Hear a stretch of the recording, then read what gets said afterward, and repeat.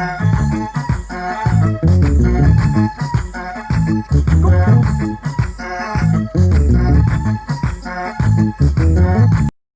عليكم. وعليكم السلام ورحمة الله وبركاته. جرتا كم؟ نجا والله لا في كم فيانا. جرة والله الحمد لله. كم فيا كيتمتي؟ الحمد لله شكري ساتر أبو. جرب جرني مال فقط. كم يدرجان؟ بريد دو دزرو زرين شقة نجا كيسي. جرة والله إنه وطلع يا سنجتي يا مرة كنت تيجوا. إيه والله جبار وزلا بلسجنا تاتميت. لا أنا بربي سجنا متبري. أنا ما تكررون من بيكونجر. وأنا تكررون من بيكونجر. وانا تذكرت نمني بيكون زورو ايش يا ردي ما جما سراقه بقوي اتين كون اسمت نبيتا كذا تنعرف سيتسيا انت انيو انا ري انا تو فاورب سقوي ان كجدو اني ugu rabbi me ati waga me qarra nabeyta feesu gaarati guyo matak maqaake si daybe ha guyo matak eso wasinjere ma esperto wasinjere nama jettena tu yummekta la Neymar no golean techo. Ane wata kawa sinjembe usero sembe utakan. na rabsite jirta raga qab Asjarab sumo.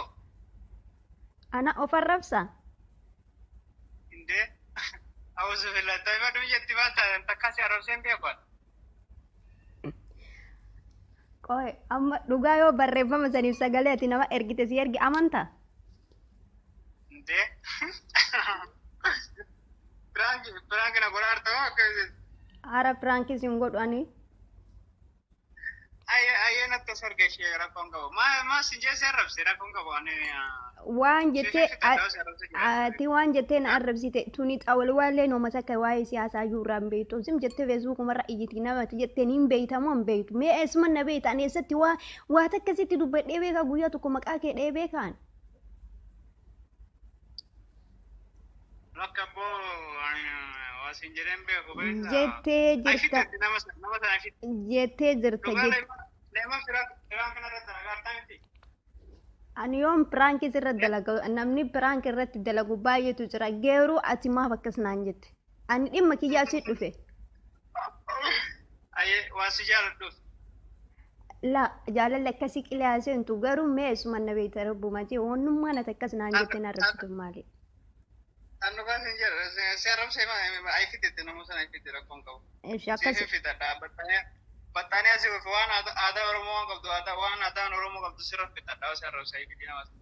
Anshi amma si fidana eegi Wallah pirang kena gotu ekat. Ay le serap dalagu jira. ani pranki si go'an jiru arrabatin arrabsite qofa akkamiti guruppii hidhanii Wallahi. ugaa ani Asih mika. Dugam tat sama tidur bar. Dugam tat kamu. laa ani dhuguma siin jaa jira ani takka sii bilbileetu beeka sanii